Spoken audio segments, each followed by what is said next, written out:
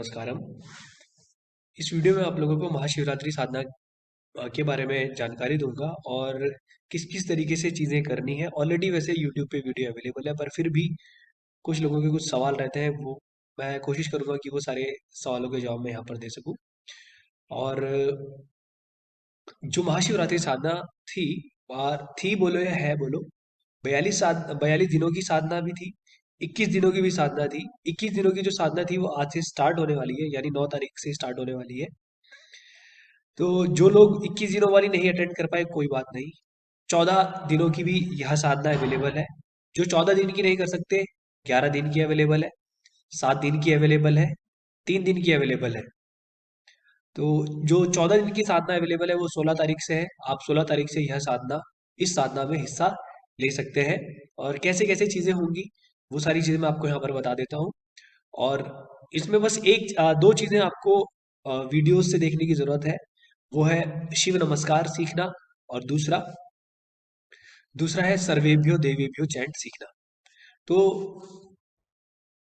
अ, जो लोग शिवांगा साधना कर रहे हैं, लगभग लगभग यह साधना शिवांगा साधना जैसी है, पर इसमें कुछ बदलाव है।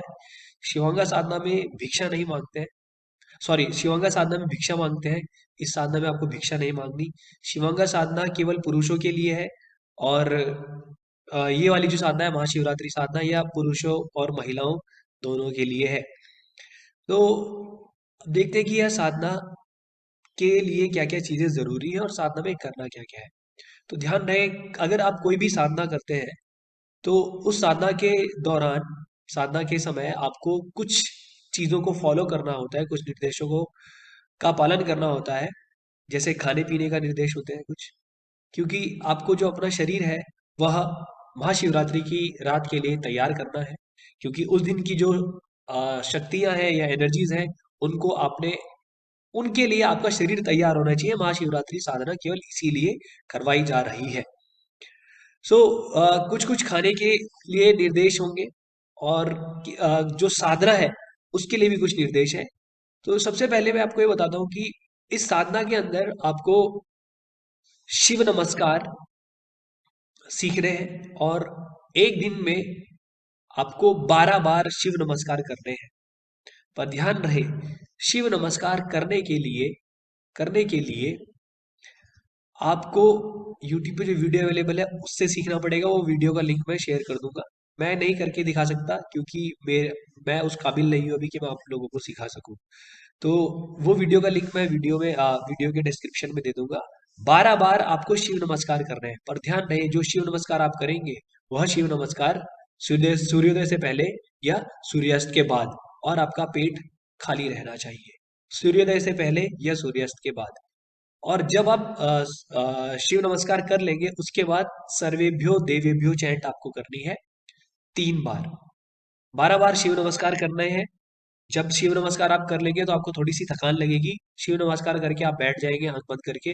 जब आपकी सांसें थम जाएंगी, सांसें थमना मत सॉरी, जब आपकी सांसें नॉर्मल हो जाएंगी, तो आप सर्वेभ्यो देवीभ्यो चैंट करिएगा। उसके बाद ये करके आप खड़े हो सकते हैं, कोई दिक्कत नहीं है।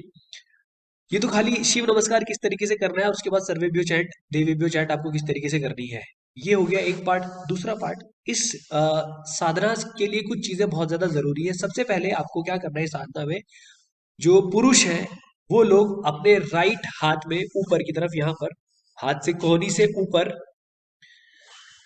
यहाँ पर आपको एक काला कपड़ा बांधना है। पुरुषों को राइट हैंड में बांधना है, और जो महिलाएं हैं उनको लेफ्ट हाथ में बांधना है। तो राइट हैंड में आपको काला कपड़ा बांधना है। काला कपड़ा आप खरीद लेना, कोई सा भी काला कपड़ा आपको दुकान में मिल जाएगा। और काले कपड़े की जो स्पेसिफिकेशन है, कितना कितना लंबा और कितना चौड़ा होना चाहिए, 12 इंच वो लंबा होना चाहिए और 1 इंच उसकी चौड़ाई होनी चाहिए। 12 इंच लंबा और 1 इंच चौड़ा। और कुछ लोग ऐसे हैं जिनके हाथ अगर मोटे हैं, तो अगर उनके हाथ पे 12 इंच का कपड़ा नहीं बन रहा है तो साइज को बड़ा कर सकते हैं। वैसे 12 इंच बहुत ज्यादा होता है, तो मेरे हिसाब से आप बांध पाएंगे। और बहुत सारे लोगों के मन में डाउट रहता है कि भाई अगर वो कपड़ा उतर गया तो मेरी साधना खराब तो नहीं हो जाएगी। ऐसा बिल्कुल नहीं है। जो साधना अगर पब्लिकली दी जा रही है उसमें बहुत ज्यादा रेस्ट्रिक्शंस नहीं होते हैं। इसीलिए आपको दी जा रही है। जो साधना में अगर कुछ रेस्ट्रिक्शंस होंगे तो वो आपको एक एक क्लोज्ड एनवायरनमेंट में दी जाएगी। ऐसी साधना जिससे आपको नुकसान हो सकता है वो पब्लिकली कभी भी नहीं दी जाएगी, इस बात को आप ध्यान रखिएगा।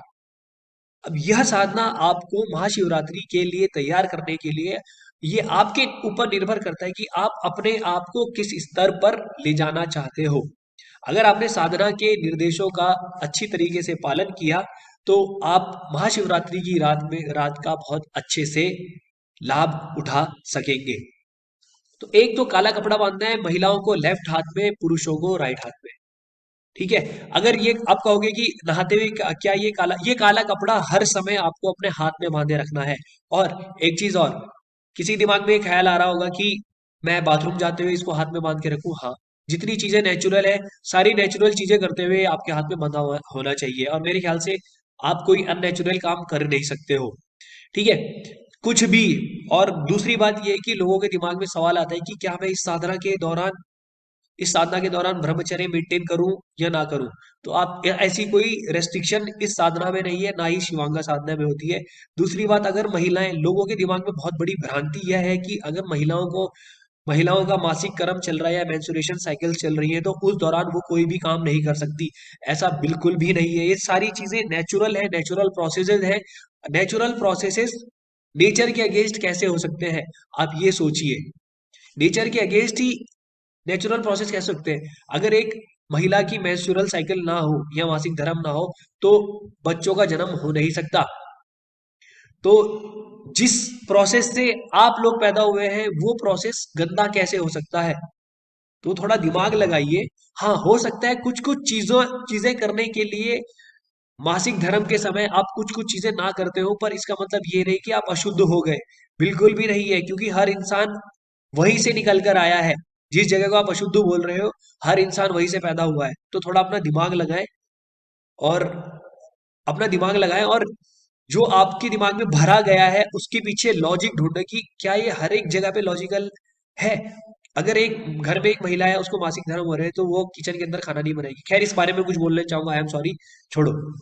पर आप इतनी बात ध्यान रखिए कि इस साधना के दौरान ऐसी कोई भी दिक्कत नहीं है। आप साधना कर सकते हैं चाहे आपकी नेचुरल साइकिल चल रही हो या ना चल रही हो। ठीक है, काला कपड़ा आपने बांधना है, महिलाओं ने लेफ्ट हाथ में, पुरुषों ने राइट हाथ में, ऊपर की तरफ, यहाँ पर जहां पर बाइसेप्स होता है वहां पर लगभग लगभग आप बांध सकते हैं। ठीक है, पहले पार्ट तो ये है। दूसरी चीज, जब आप ये साधना करेंगे तो आप साधना करते हुए विभूति लगाएंगे। 4-5 जगह विभूति लगानी होती है, बता देता हूँ। एक तो विभूति लगानी कैसे है, विभूति आप ऑर्डर कर लीजिएगा ईशा ईशालाइव.com से। वही वाली विभूति आप यूज करिएगा, क्योंकि वही असली विभूति है। मतलब हो सकता है और जगह भी अच्छी तरीके से विभूति बनाई जाती हो, पर जो मैंने इस्तेमाल किया है मैं उसी के बारे में आपको बता सकता हूँ। मैं वही चीज यूज करता हूँ, जब से मैं ये लगा रहा हूँ विभूति तब से मैं कुछ चेंजेस अपने आप में देख रहा हूँ। तो विभूति लगानी कहाँ पर है, एक तो यहाँ पर है। और लगाओगे कैसे, इस वाली उंगली से लगानी है। ठीक है, इस वाली उंगली से लगानी है। यहाँ पर आ गया चक्र पे, कानों के पीछे, कानों के पीछे, पिट ऑफ थ्रोट। और उसके बाद आपके जहां पर रिब केज मीट करता है वहां पर एक हल्का सा एक सॉफ्ट स्पॉट होगा। आप ऐसे ऐसे करके देखिएगा और नीचे जाते जाइएगा, जहां पर सॉफ्ट स्पॉट होगा जिसको अनाहत चक्र भी बोलते हैं, वहां पर लगाएंगे। और नाभि के थोड़ा सा नीचे मणिपूरक चक्र होता है, वहां पर आपको ये विभूति लगानी है। ठीक है। अ, और जो आपको नहाने के लिए भी कुछ निर्देश है। नहाना आपको एक दिन में 2 बार है, और एक दिन में 2 बार नहाना है। और साथ ही साथ आप नहाएंगे तो हर्बल बेदिंग पाउडर से नहाएंगे। हर्बल बेदिंग पाउडर ईशालाइव.com पे अवेलेबल है। अगर आप खरीदना नहीं चाहते हो तो मूंग की दाल या फिर चने की दाल जो होती है, आप इसको पिसवा के उससे जो बना हुआ पाउडर है आप उससे नहा सकते हैं। जितनी आप इन साधना की गाइडलाइंस को फॉलो कर सकते हैं आप उतना करिए, और देखिएगा कि आपके जीवन में कुछ परिवर्तन जरूर आएंगे। ठीक है। ये तो और फिर अब खाने पीने की बात कर लेते हैं। नहाने धोने की हमने बात कर ली है। ये अपने दिमाग में बिल्कुल भ्रांति नहीं रखनी है कि भाई मैं अगर बाथरूम जा रहा हूं तो मैं अशुद्ध हो जाऊंगा, ऐसा बिल्कुल नहीं। ये सारी नेचुरल चीजें हैं। ओके। इसके बाद एक चीज आगे देखते हैं कि आपको खाने पीने में क्या करना है। बिल्कुल ध्यान रखिएगा कि सुबह आपको रात रात में आपने क्या करना है, शहद में 7-8 काली मिर्च भिगा के रखनी है। काली मिर्च के साथ या तो 2 या 3 नीम के पत्ते, अगर आपको नीम के पत्ते नहीं खाने हैं तो बेल पत्र आप भिगा कर रखेंगे 2 या 3 शहद में काली मिर्च के साथ। रात भर आपने उनको भिगा के रखा। सुबह जब आप सारी साधना कर लोगे, अपनी जितनी भी साधना, चाहे आप शांभवी करते हो चाहे कोई भी साधना करते हो, जब ये सब कुछ कर लोगे, शिव नमस्कार करने के बाद, सब कुछ करने के बाद, आप वह काली मिर्च और शहद को, काली मिर्च और जो बेलपत्री है उनको खाएंगे, चबा के खा लेंगे। उसके बाद जो शहद बचा उसमें नींबू निचोड़ के पी लेना है, चाहे आप फिर आपकी मर्जी है पानी मिला के पियो या कैसे भी पियो। इसके बाद साथ साथ और क्या क्या खाना है आपको, रात में आप एक मुट्ठी भर के कच्ची मूंगफली को भिगाकर पानी में रखिएगा रात भर, और सुबह जब आप सारी क्रियाकलाप खत्म कर देंगे अपने, और जितनी भी साधना है वो सब खत्म हो जाएगी, उसके बाद आप उसको खा सकते हैं। और दिन में खाना आपको खाना है 2 बार केवल, दिन के 12 बजे के बाद, और केवल 2 बार ही खाना है।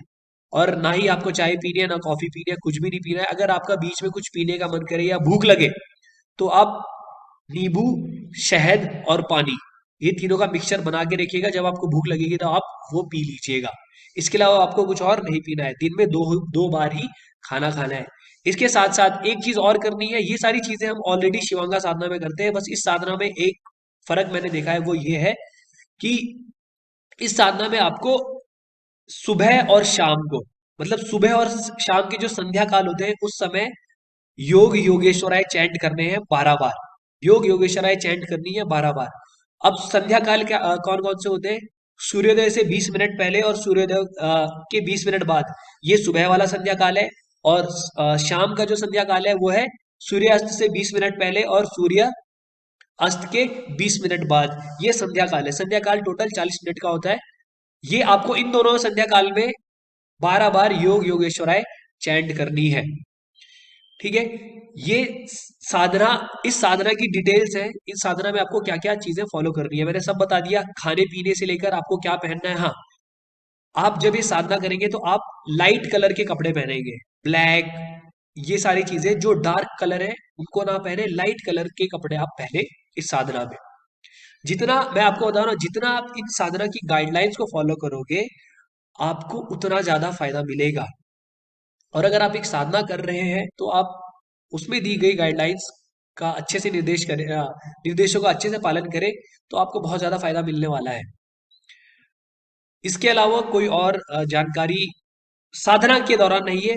कल्मिनेशन किस तरीके से होगा उस पर मैं अगली वीडियो बना दूंगा। जब कल्मिनेशन होने वाला होगा मैं तब की वाली वीडियो बना दूंगा आपको किस किस तरीके से करनी है। आप अगर आपके पास, आपके दिमाग में फिर भी कोई एक चीज और मैं ऐड करना भूल गया, वो ये है कि महाशिवरात्रि साधना के अंतर्गत आप नॉन वेज फूड नहीं खाएंगे, मांसाहार आपको नहीं करना है, और सिगरेट और दारू वगैरह ये इत्यादि भी आप लोगों को ग्रहण नहीं करनी है। कोई भी ऐसा पदार्थ जो आपकी अ, ग्रहणशीलता को कम करे, आपको उसको एब्जॉर्ब नहीं करना है, उसको ग्रहण नहीं करना है, ये बात आप ध्यान रखिएगा। ठीक है, बाकी जो 14 दिन की महाशिवरात्रि साधना है, 11 दिन की है, 7 दिन की है या 3 दिन की है, इनकी जो डिटेल्स है मैं आखिरी में दे दूंगा, आप उस फोटो को देख लीजिएगा। और फिर भी आपका एक रिवीजन के लिए या रिव्यू के लिए मैं एक फोटो भी डाल दूंगा जिसमें हर एक चीज मेंशन होगा कि आपको कैसे कैसे चीजें खानी है पीनी है और क्या क्या साधना के दौरान आपको करना है। सर्वेभ्यो देवेभ्यो वाली जो चैंट है उसका लिंक मैं डिस्क्रिप्शन में दे दूंगा। योग योगेश्वराय वाली जो चैंट है उसका डिस्क्रिप्शन भी मैं लिंक उसका लिंक भी मैं डिस्क्रिप्शन में दे दूंगा। सो मिलते हैं अगली वीडियो में। दोबारा से अगर किसी को कोई भी परेशानी हो कमेंट सेक्शन में कमेंट करके बता दीजिएगा। I will clear every doubt of everyone. Okay, so see you all in the next video. तब तक के लिए नमस्कार, धन्यवाद।